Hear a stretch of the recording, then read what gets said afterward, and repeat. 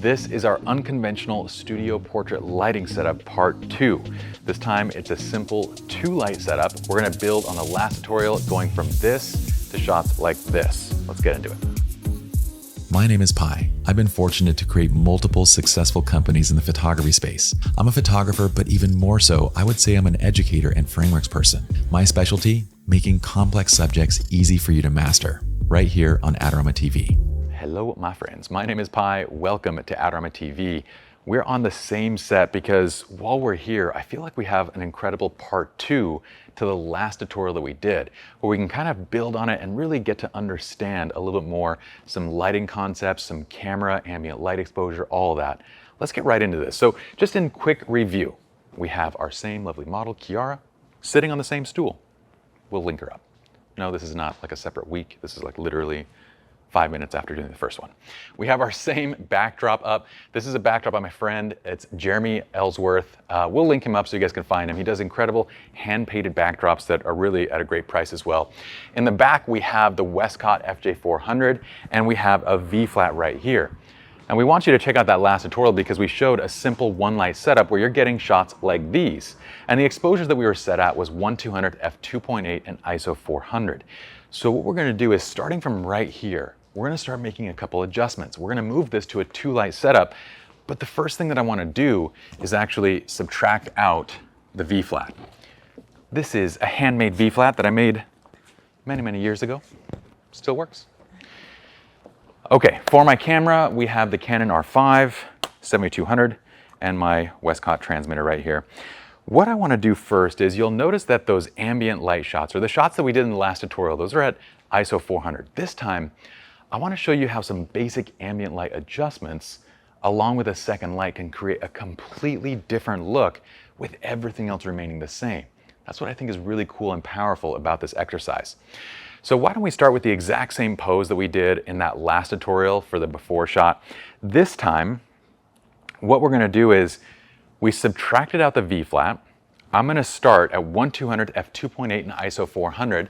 Those are the exact same settings. And we're going to even go to the same composition because I just want you to see what it looks like now without the V-flat. Perfect. So basically what we have is that nice backlight, but we're not using the V-flat to fill back in. Now what I'm thinking about going for this time is I'm actually going to go for a very dark ambient light look. So the first thing I'm going to do is pull down my ISO down to ISO 100. So from 400 down to 100, and we're going to get the exact same shot.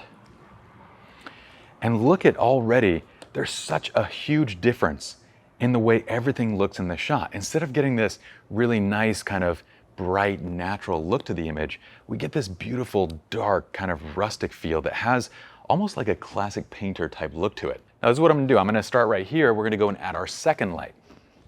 So for the second light, I have another FJ400. This one, I have the Lindsay Adler snoot on here, so I can kind of control light.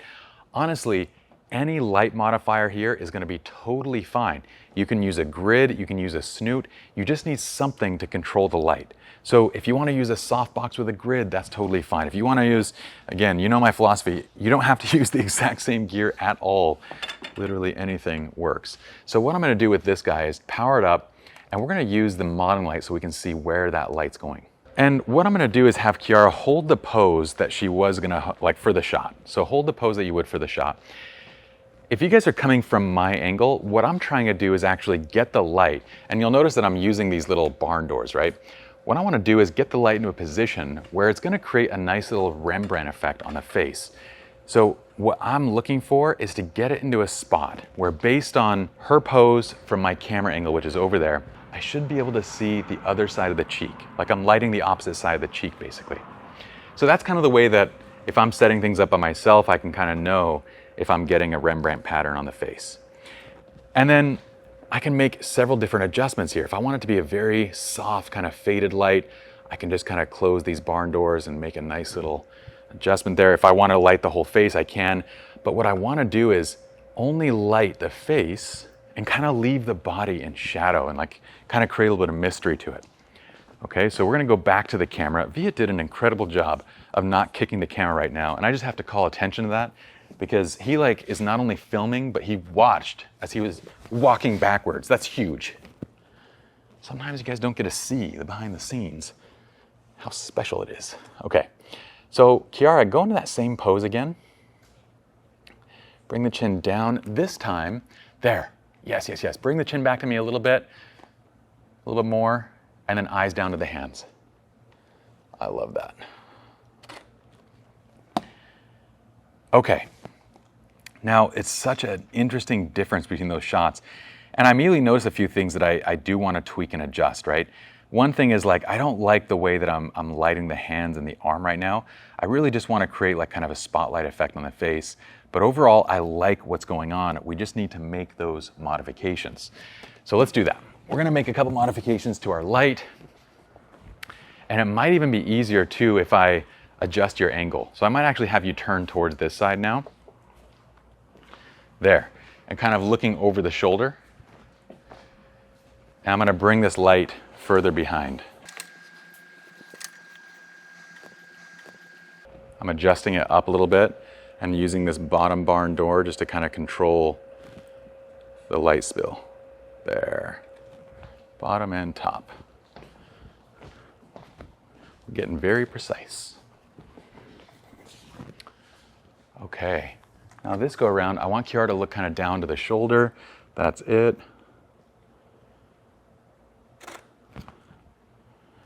I'm gonna do one last thing too. I'm gonna adjust the power on this down so I get a softer sort of light. There we go. What I'm looking to do is create like a really nice subtle sort of dark vibe with that light. I went down like about 2 stops, and I went down 3 stops. I'm gonna go back to like 4.5 power-wise. Just kind of adjust to your taste as you're doing this. I love that. Now roll the shoulder back, Kiara. Bring the chin down a little bit. Chin down, right there, right there. Okay, you're gonna hold that right there. And I lost my modeling light, so let me just, don't move a thing, okay?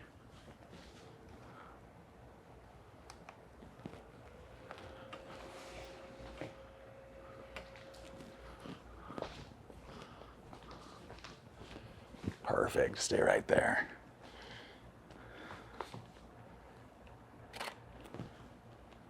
I'm gonna bring it up to 5. So another half stop, looking right down at the shoulder. And I'm letting that dress kind of open out like at the bottom. I think that looks absolutely gorgeous. It kind of like opens up and it has this effect where it's kind of leading up to the face. Because I'm using a hard edged light for this, I'm not putting her into poses where she's like looking into the camera, where her face is direct on. I'm kind of using poses that fit the sort of light source that I'm using right now. And in this case, it's a very hard light source. That's it, Kiara, I love that. Roll the left shoulder back a little bit more. Beautiful. Hold that, chin down a little bit, right there. Oh, that's it. I love that. Now, I'm gonna have her foof the hair a little bit. We're gonna get a couple different shots. But just in looking at this, what's crazy is that we took the exact same lighting setup from that first tutorial. We minused out just our modifier, and then we added in the second light that was controlled with just a little bit of light on the face. And from there, it just came to changing our exposure. We're pulling the ambient light down. And what I always say is like, if you want a more dramatic look, your ambient exposure goes down, your flash power comes up. If you want a more natural look, your ambient exposure goes up, your flash power kind of comes down. And with those adjustments, we get something that's so incredibly different. I love that with the hand. Let it relax a little bit against the dress, chin down a little bit more, right there. Almost like you're looking towards the hand as you make a little adjustment to the dress. And even let one of those, like let your left leg kind of extend. Beautiful. I love this 2-light setup, and you can do so much with it. Like this second light, the main light that we're using now, right? The FJ400 that has the snoot on it, you could do anything. You could put a grid on it, you could put a softbox on it, you can control the light any way you want. The only thing you have to do is prevent it from spilling onto the backdrop, because then it's gonna light at the backdrop and kind of kill the ambient mood. But it's so different compared to part 1 in this tutorial series. I hope you guys enjoyed with all the gear that we used. We're gonna link it up, the backdrop, everything down in the description below. And in the meantime, if you guys have any questions, let me know. I read every one of your guys' comments. I get tons of ideas from them too. So if you have thoughts, ideas on what to shoot next, let me know and I got you covered. If you guys like my style of education, check out SLR Lounge Premium. It's literally the A to Z guide for everything portrait photography, starting a wedding business. All of it is right in there. Meantime, I'm gonna see you guys back here, same time, same place next week. Subscribe to the channel. Let Adorama know I'm doing a good job. We'll see you guys next time. Peace.